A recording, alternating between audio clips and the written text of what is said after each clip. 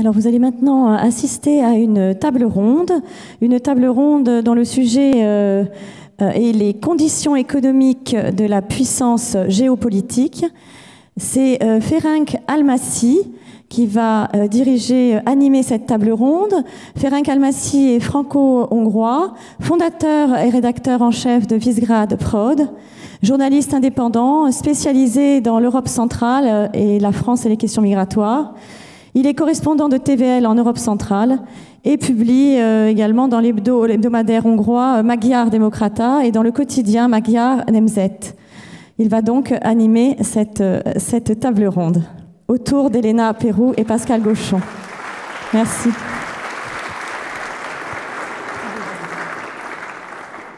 Et Thibaut Gibelin. 1, 2, 2. Bonjour à tous. Oui, donc ça sera Thibaut Gibelin qui va remplacer Elena Perrou, qui malheureusement est souffrante. Donc nous lui souhaitons bon rétablissement. Et alors justement, Thibaut, s'il te plaît, rejoins-nous. Thibaut Gibelin est essayiste. Il est étudiant et en doctorant, entre Paris et Budapest. Donc j'ai la chance de bien connaître Thibaut. Depuis 2012, on se connaît depuis son premier passage à Budapest. Il connaît donc du coup très bien aussi l'Europe centrale, un tropisme pour l'Est, je crois qu'on peut le dire, que ce soit les Balkans, aussi le monde russe et toute l'Europe centrale. Et il est l'auteur de Pourquoi Viktor Orban joue et gagne aux éditions Fauve. Je crois que vous pouvez vous procurer le livre à la librairie ici, qui, Thibaut pourra peut-être dire un mot dessus, essaie d'expliquer la doctrine Orban, peut-être on pourrait dire ça comme ça. Je te laisserai en parler. Et nous avons aussi la chance de recevoir, pour ceux qui étaient là ce matin, c'est pas la première fois, Monsieur Pascal Gauchon. S'il vous plaît, rejoignez-nous. Je ne sais pas où vous êtes, je ne vous vois pas. Quelqu'un peut aller chercher Monsieur Gauchon?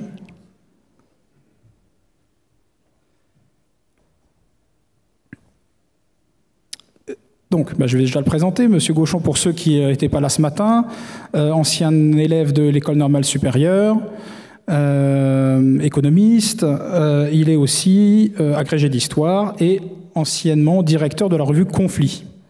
Voilà, donc en attendant que M. Gauchon arrive, Thibaut, peut-être profites-en pour nous dire un mot sur ton livre. Je crois qu'on a le plaisir de recevoir Pascal Gauchon. Peut-être que je vais traiter cette question au fil de notre intervention et de ces conditions économiques de la puissance géopolitique. Pour l'heure, je pense que à tout seigneur, tout honneur, on va commencer avec Pascal. Absolument.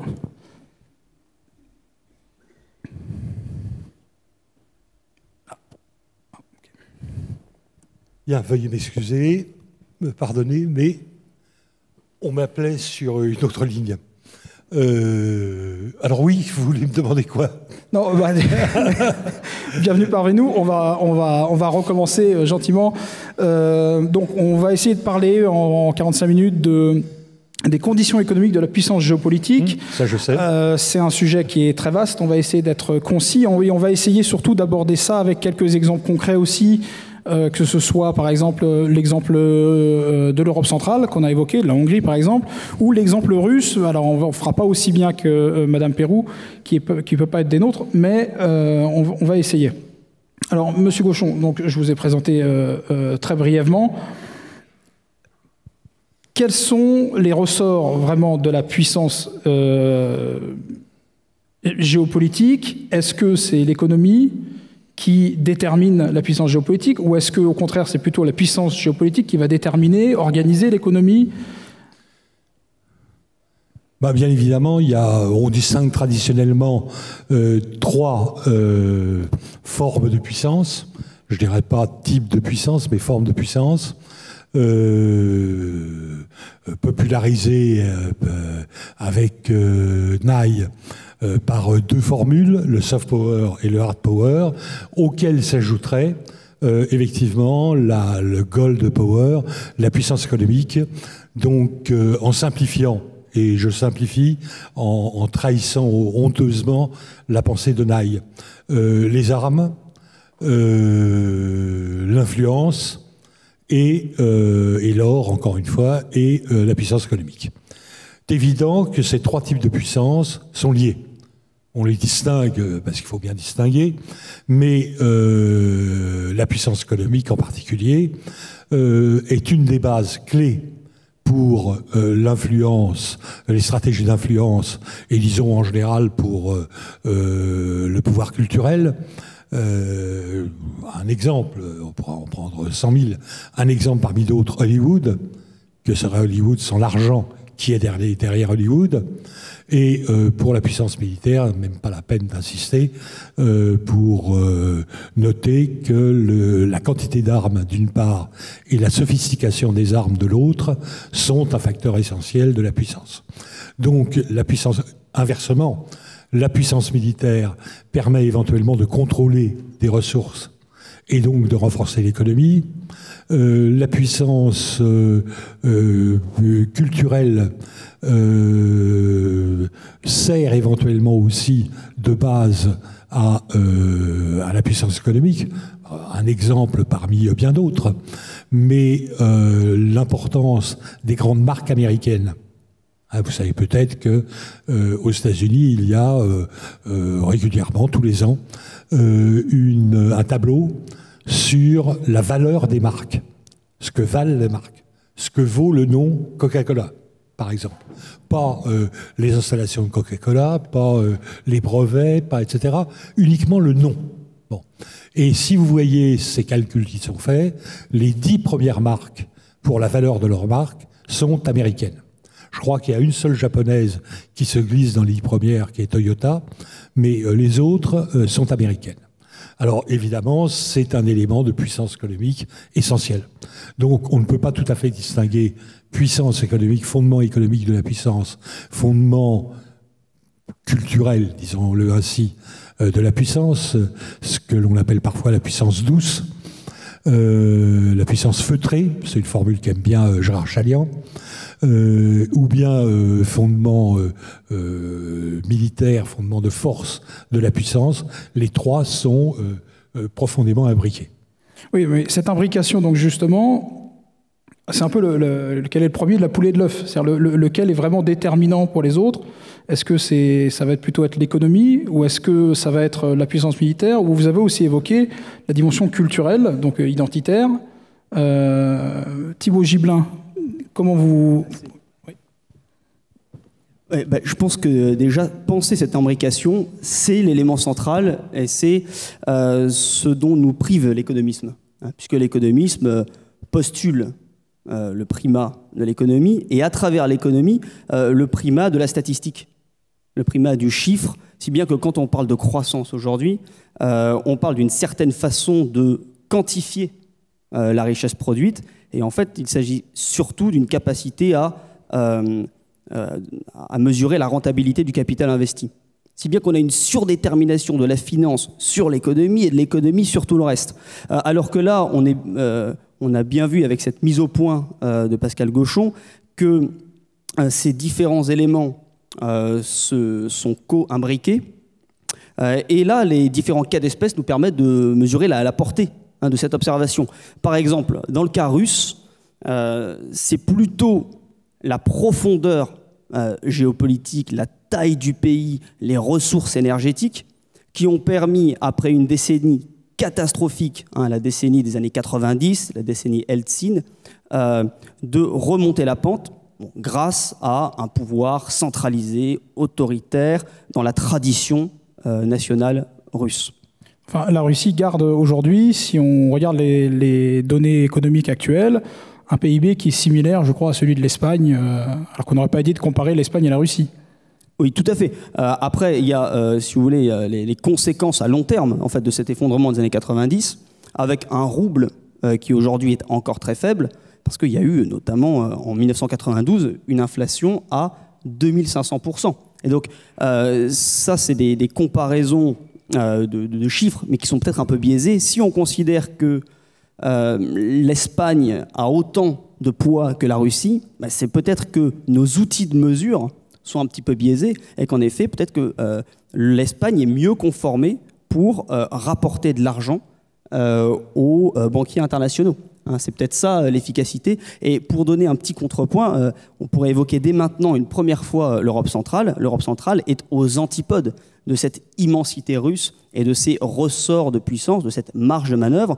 C'est une région qui se caractérise par le fait qu'elle est le limès impérial des puissances des germaniques, russes, ottomanes.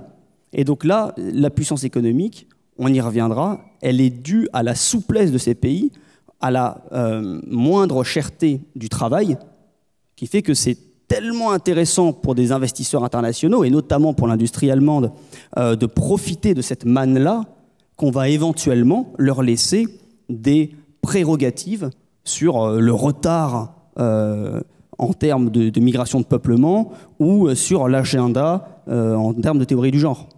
Alors, je ne voudrais pas être polémique et je ne voudrais surtout pas être désagréable avec vous, mais est-ce qu'on peut vraiment parler de puissance économique et de puissance tout court hongroise? Ah non. Roumaine? Non, certainement pas. La Roumanie est encore un cas différent. Je sais pas, oui, tchèque, bon voilà. Est-ce que, non, puisque vous avez parlé de la puissance de l'Europe de l'Est, est-ce qu'on peut parler d'une puissance de l'Europe de l'Est, qu'elle soit simplement économique ou qu'on l'étende à tous les aspects de la puissance? Alors là-dessus, je vais me permettre de répondre. Oui, c'est pour ça que je vous posais la question. Mais après, je vous poserai une question pour revenir sur les outils de mesure. Pour l'Europe centrale, voilà, il y a beaucoup de choses qu'on peut voir de travers pour l'Europe centrale. J'ai bien conscience que depuis la France, il y a une certaine perspective. Et je suis peut-être un des acteurs de la création de cette perspective, de voir qu'il y a un certain nombre de sujets dans lesquels l'Europe centrale montre l'exemple ou peut être vraiment à l'avant d'une certaine résistance sur des sujets notamment sociétaux, culturels, etc. Toutefois, il ne faut pas perdre de vue, quand on parle d'économie ou de puissance géopolitique, dans ces deux domaines, l'Europe centrale est nulle part, très clairement. C'est une zone périphérique qui est passée de la périphérie de l'URSS à la périphérie de l'Occident et en particulier de l'Allemagne. Il faut être très clair. Hein. Donc voilà, il y a ce qu'évoquait Thibault, c'est-à-dire certains atouts qui peuvent être justement cette flexibilité sur le marché du travail, etc. Mais ce ne sont pas des atouts qui ont été choisis. Ils ont été perfectionnés, utilisés au maximum. Ils sont utilisés sciemment par les autorités locales, mais ça a été imposé. C'est-à-dire que, pour faire très rapidement, lorsqu'il y a eu le changement de régime, donc au début des années 90, toute l'industrie, et là, je fais un focus sur la Pologne, la Tchécoslovaquie et la Hongrie. Ces trois pays-là, leur industrie était interdépendante et pilotée depuis Moscou. Le but, c'était aussi que, justement, aucun de ces pays n'ait la capacité à avoir une autonomie sur le niveau industriel. C'était tous des pays qui avaient une certaine capacité industrielle, qui avaient une main-d'œuvre bien formée, qui avaient des sociétés stables, donc de très bons éléments pour la productivité, mais toutes les chaînes étaient dispatchées entre ces différents pays et pilotées depuis Moscou. Au changement de régime, cette interdépendance organisée depuis l'étranger donc s'est effondrée. Ces pays se sont retrouvés avec une industrie grandement dysfonctionnelle, en tout cas pour tout ce qui était complexe et technique. Et à ce moment-là, c'est là que les Allemands ont fait un coup de maître, c'est qu'en fait, ils ont repris la main là-dessus. Alors ça a passé par la grande braderie, c'est-à-dire une privatisation qui a été un ravage, en particulier en Hongrie, qui est le pays qui a le moins bien géré sa transition économique. Les Tchèques, par exemple, pour protéger leur économie, ont fixé des règles très vite pour qu'il y ait au moins 50% de capital tchèque, ce que les Hongrois n'ont pas du tout fait, et on en paye encore le prix aujourd'hui. Bon, je ne vais pas plus loin dans les détails. Tout ça pour dire qu'aujourd'hui, l'Allemagne et une grande partie de l'économie allemande repose sur le fait qu'elle a repris le contrôle sur l'industrie d'Europe centrale. Si vous me permettez une anecdote pour détendre l'atmosphère, vous savez comment les Allemands ont récupéré l'entreprise Skoda la grande entreprise tchèque, qui d'ailleurs autrefois avait été française dans notre guerre, enfin en tout cas partiellement française. Ils l'ont récupérée, elle a été donc privatisée, elle a été nationalisée d'abord par le régime communiste, puis privatisée au moment de la fin du communisme, et c'était les ouvriers de chez Skoda qui devaient choisir le repreneur. Les Allemands, qui voulaient reprendre Skoda, en l'occurrence Volkswagen, je crois, ont envoyé des syndicalistes allemands parler aux ouvriers tchèques pour leur expliquer les avantages qu'il y avait à être embauché par un groupe allemand, les salaires, les garanties diverses que les travailleurs pourraient avoir. Les Français, qui étaient sur les rangs pour récupérer cette ancienne entreprise française, ont envoyé Jack Lang, entouré d'une vingtaine d'intellectuels qui ont expliqué à quel point la France était belle et la culture française remarquable, ce dont nous ne doutons pas évidemment. Et bizarrement, les ouvriers tchèques ont choisi l'Allemagne. Bizarrement. Je demande, c'est des gens vraiment qui n'ont pas le sens du beau et de la littérature, sans doute. Voilà, pardonnez-moi cette parenthèse, mais votre allusion m'y a fait penser. Oui. Et j'ai trouvé que quand même, si les Allemands avaient tendance à l'emporter sur les Français en matière économique depuis un moment, il y avait des raisons. Et que toutes ces raisons n'étaient pas mauvaises, en l'occurrence. Et donc, pour conclure ma petite considération sur l'Europe centrale, j'ai un peu perdu le fil. Oui, donc du coup, la domination allemande donc, s'est construite dans cette région-là, à l'effondrement donc, du régime communiste, à une condition, c'était donc de garder cette souplesse que Thibaut Gibelin a évoquée, c'est-à-dire qu'il n'y a pas de protection, il n'y a pas de syndicat en Hongrie, il y a un droit du travail qui est quand même assez limité, on va dire. Les ouvriers travaillent beaucoup plus pour un salaire bien inférieur. En revanche, du coup, comme ces conditions étaient imposées, les pays d'Europe centrale ont misé là-dessus en disant on va exploiter ce que ça peut nous apporter, c'est-à-dire notamment le plein emploi. Mais si ce sont des éléments qui permettent à ces pays d'avoir un certain enrichissement, il n'empêche que cet enrichissement, si on le met en perspective avec l'enrichissement de l'Ouest, eh bien en fait, sur les 30 dernières années, c'est pas si positif que ça. Voilà. Alors là-dessus, si vous voulez rentrer plus en détail là-dessus, je vous invite, je fais ma pub, je vous invite à aller lire sur Visegrad Post. On a plusieurs articles qui vont plus en profondeur, qui montrent aussi avec des chiffres ces mécanismes. C'est très intéressant de voir que, et je ferme la parenthèse avec ça, lorsqu'on parle notamment par exemple des fonds structurels pour l'Europe centrale, en réalité, il y a plus de bénéfices d'entreprises occidentales qui partent de Hongrie que de fonds qui rentrent en Hongrie. Et en fait, je dis Hongrie, c'est vrai pour toute l'Europe centrale. Voilà. Parenthèse, mais c'est intéressant pour comprendre le fait qu'il y a une dépendance économique en Europe centrale qui maintient ces pays dans une certaine impuissance politique. Et il faut vraiment qu'il y ait certains sujets où l'Allemagne va être un peu plus affaiblie, notamment sur le plan de politique intérieure, pour qu'ils puissent avoir, en s'alliant les uns avec les autres, avoir un mot à dire et peut-être une influence. Revenons, Pascal Auchon, si vous voulez bien, sur ce qu'évoquait Thibaut Gibelin tout à l'heure, les outils de mesure. On disait par exemple, on comparait les PIB de l'Espagne et de la Russie, alors que, en termes de puissance, la question ne se pose pas. Puissance purement géopolitique, militaire, etc.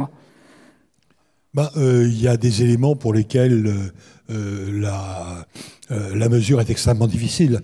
Dans alors non pas les manifestations de la puissance, mais les éléments qui permettent d'être puissant. On a vu qu'il y avait l'aspect militaire, qu'il y avait l'aspect culturel, mais enfin, il y a aussi des aspects internes.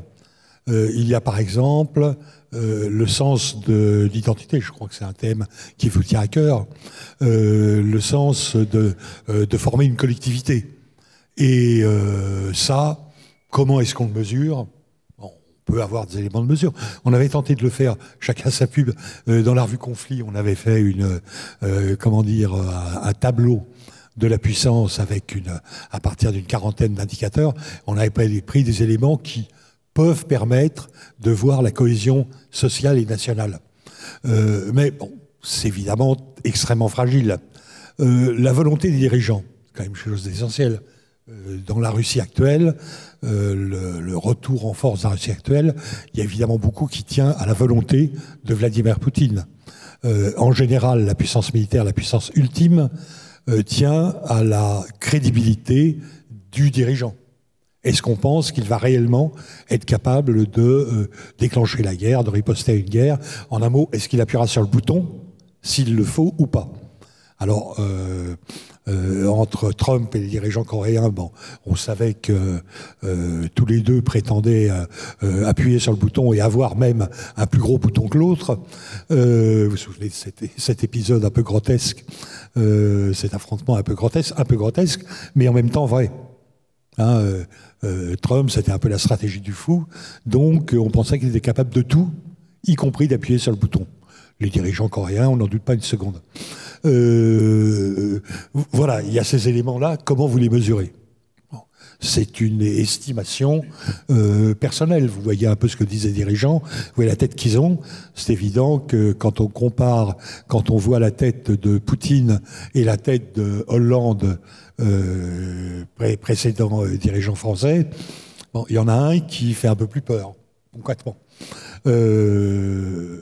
Donc voilà, c'est difficile à apprécier. En revanche, les éléments purement quantitatifs, comme par exemple le PIB, avec les limites de la définition du PIB, bien sûr.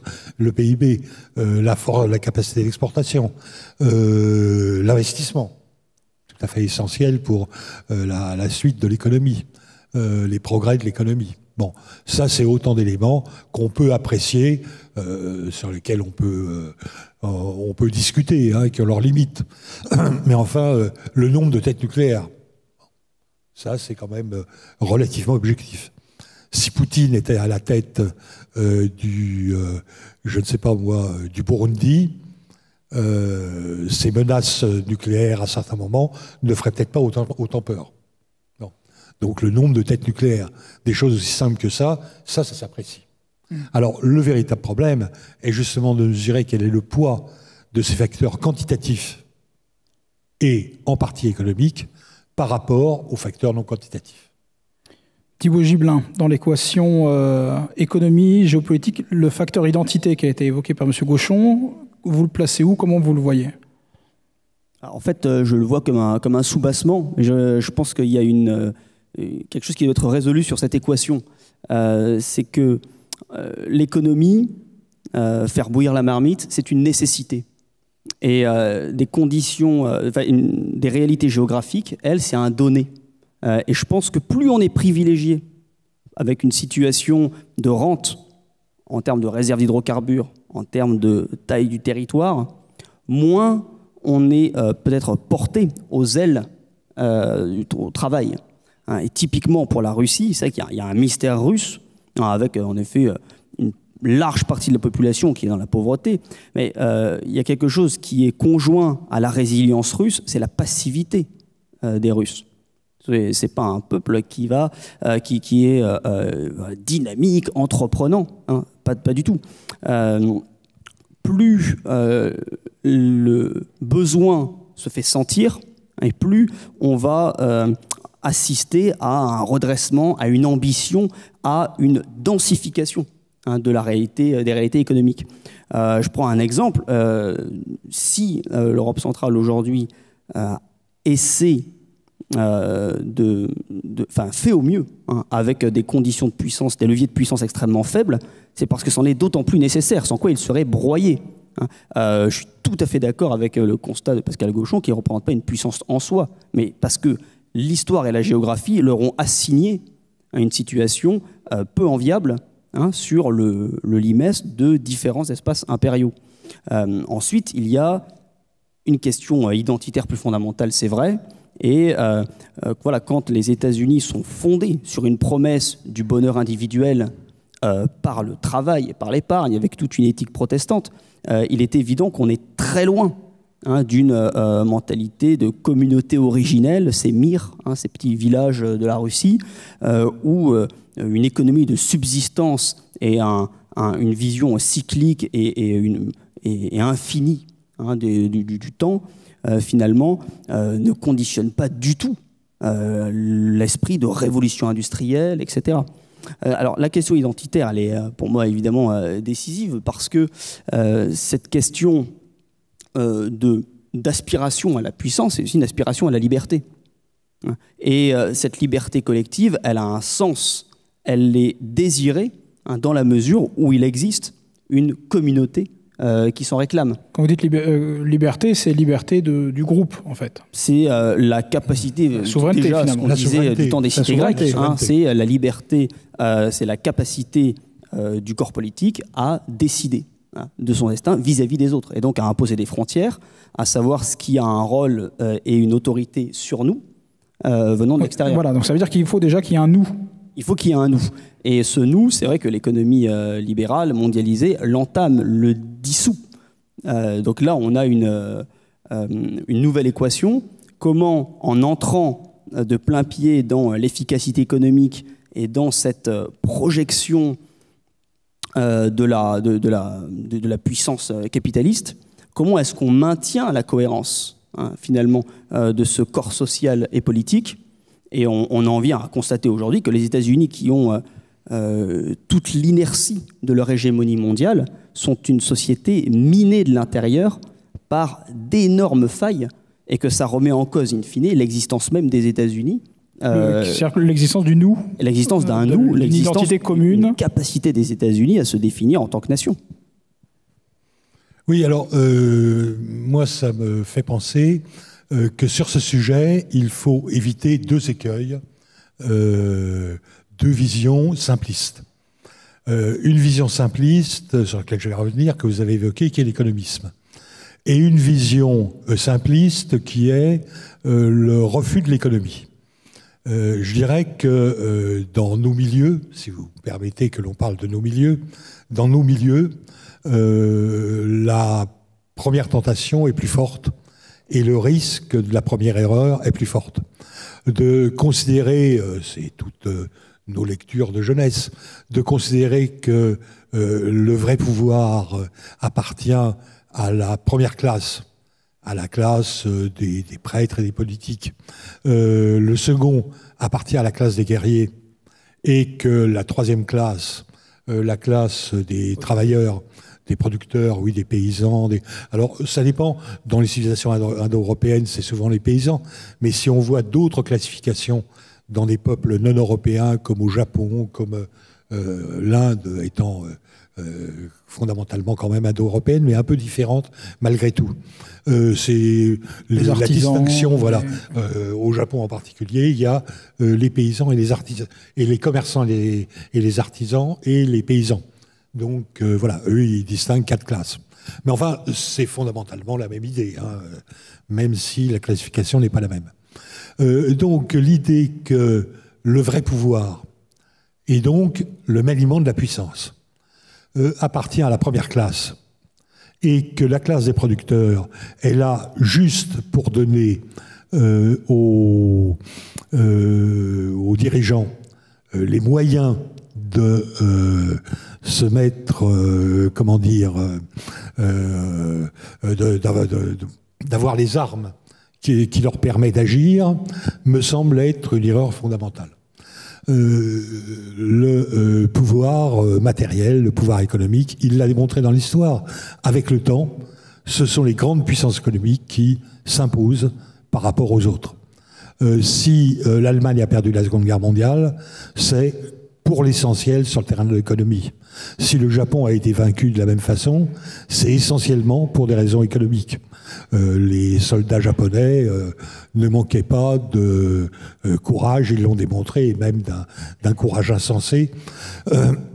Ils avaient sur certains plans de très bonnes armes, mais voilà, ils n'avaient pas les ressources primaires indispensables pour le conflit, et ils n'ont pas réussi à maintenir les lignes maritimes qui permettaient d'alimenter l'usine du Japon.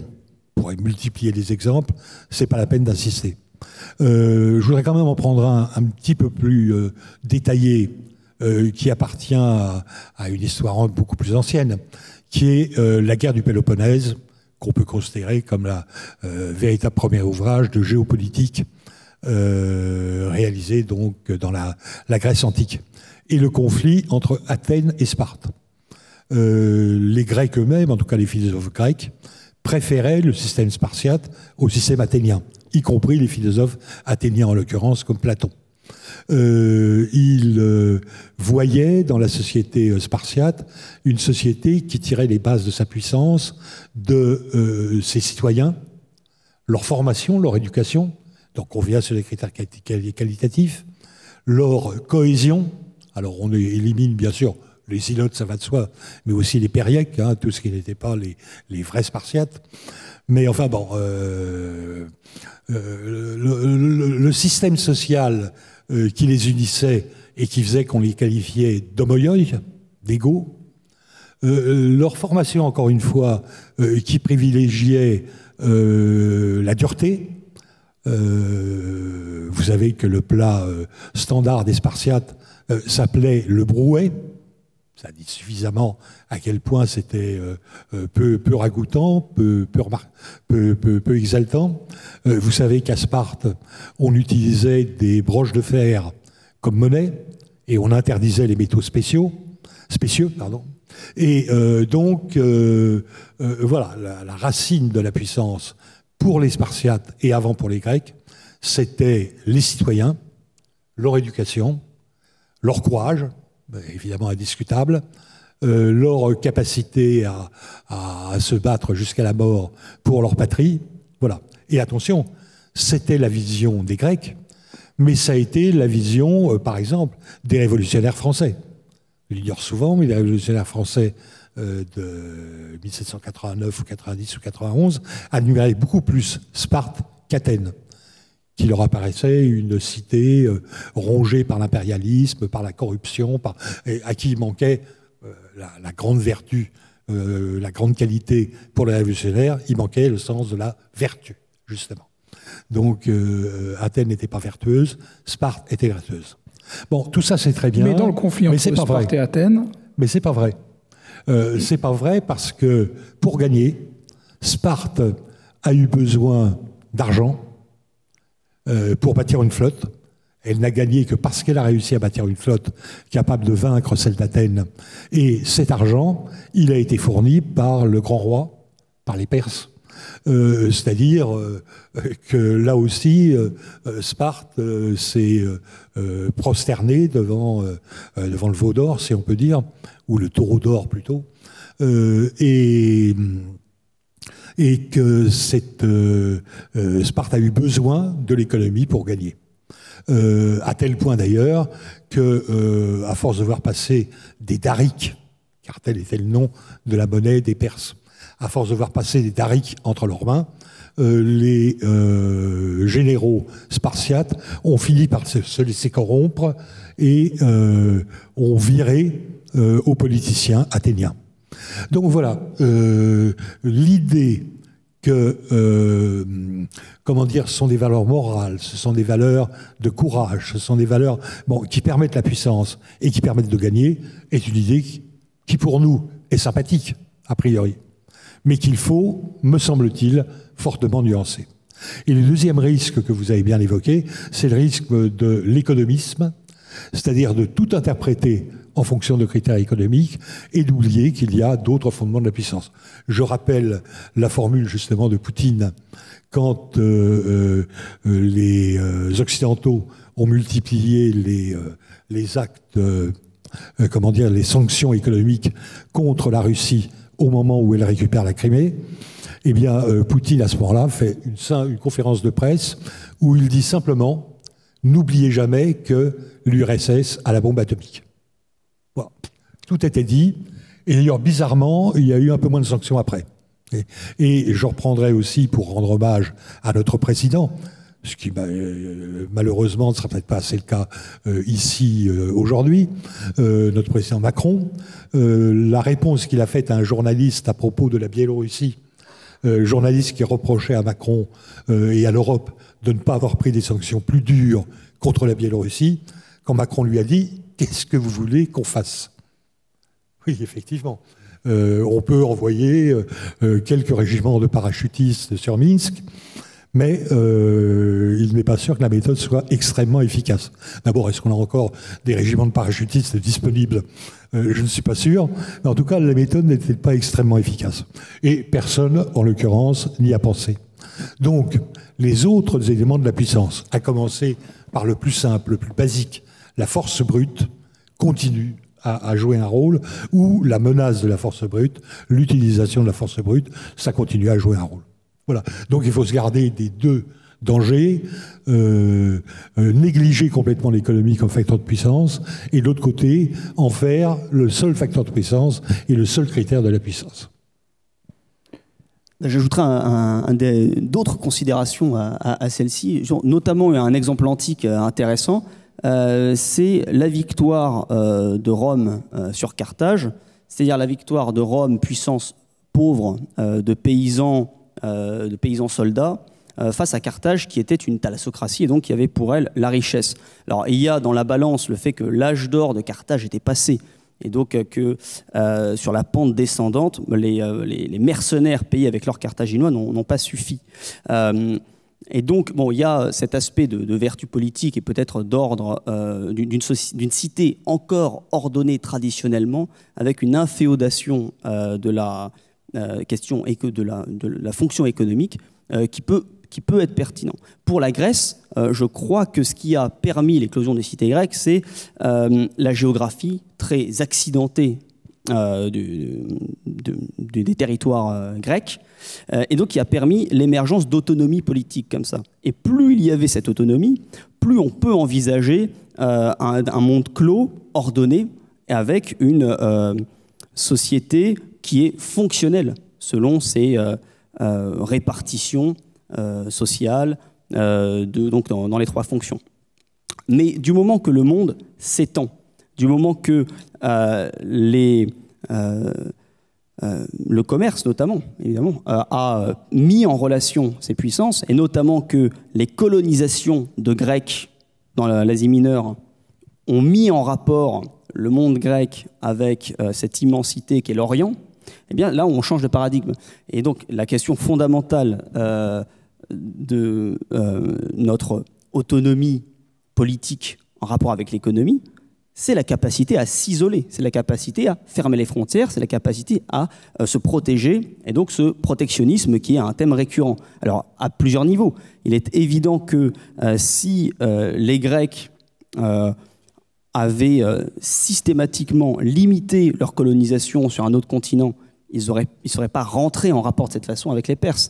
De la même façon que la situation des pays occidentaux aujourd'hui à rentrer dans un schéma de délocalisation, etc., c'est parce qu'il y a eu une volonté de conquête à un moment et dont on paye le prix parce qu'on a nourri une interdépendance.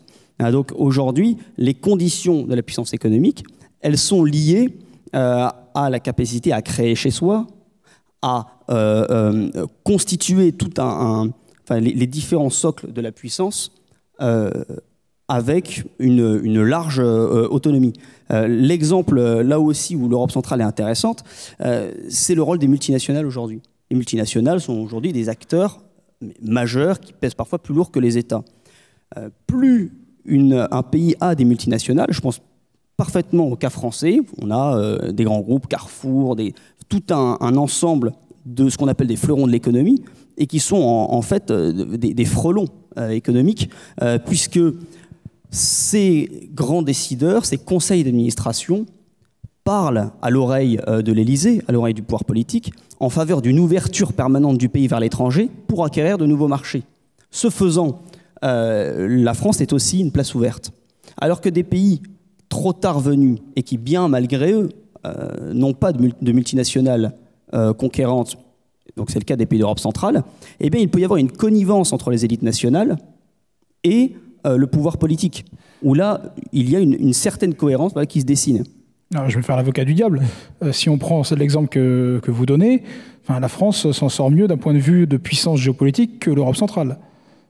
Mais ça, c'est un héritage. On a été une puissance absolument majeure. Il y a peut-être l'inertie nous permet ça. Mais ce n'est encore... le rapport de force qui se dessine depuis on va dire, 20 ans, 15-20 ans, donc c'est très court, on regarde l'histoire, c'est que la France a beaucoup de mal à définir son intérêt national, qui est malheureusement l'intérêt de ces multinationales, l'intérêt de ces réseaux les plus influents, l'intérêt de ces lobbies dominants, et l'Europe centrale étant une puissance pauvre, même une sous-puissance pauvre, a un sens aigu des nécessités. Voilà, peut-être plus que le pouvoir politique chez nous. Le mot de la fin, Pascal Gauchon. Le mot de la fin.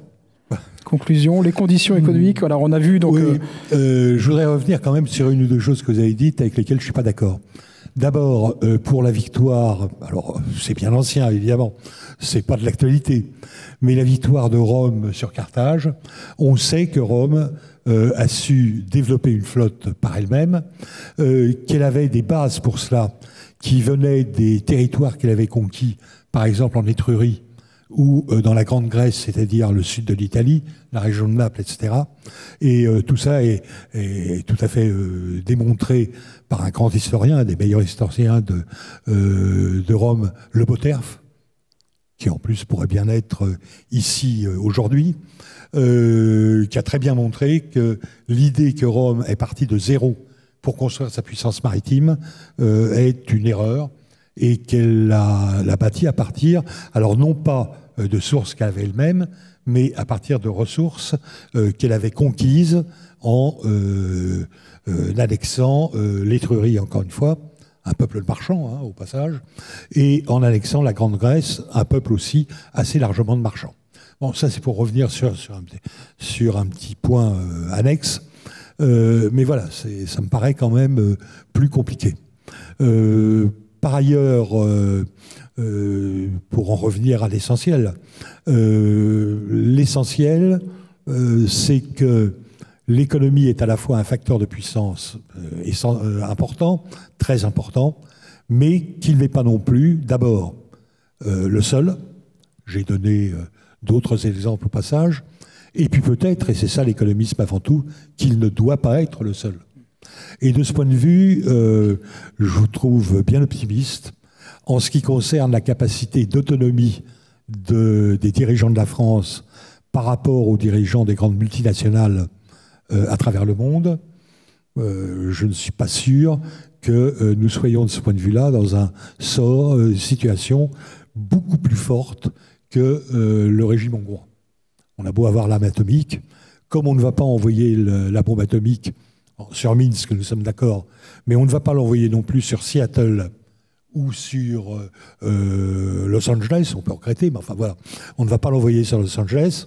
Oui, enfin, la Russie non plus n'envoie pas de bombe atomique. Bien sûr que et pourtant, non. Ils sont sortis des années Helsinki à une reprise qui est quand même honorable. Oui, bien sûr. Mais la Russie... je vous entends encore, une mise au pas, au passage, des forces économiques par la politique. À un élément, alors c'est un peu plus compliqué, une mise au pas partiellement. Il y en a un certain nombre avec lesquels ils sont associés. Oui, notamment le pétrole, c'est pas la même. C'est ce qu'on appelle, je crois, le pacte des loups, où... Poutine a dit très clairement aux dirigeants des multinationales russes, ou bien vous mettez au service du pouvoir et vous ne le contestez pas, ou bien, voilà, vous irez visiter d'autres régions de Russie qui ont un certain charme, surtout si on aime la neige, mais vous n'embêterez pas très longtemps le pouvoir russe. Donc là, je ne sache pas que M. Macron ait menacé qui que ce soit de l'expédier au fin fond de l'Auvergne pour couper du bois.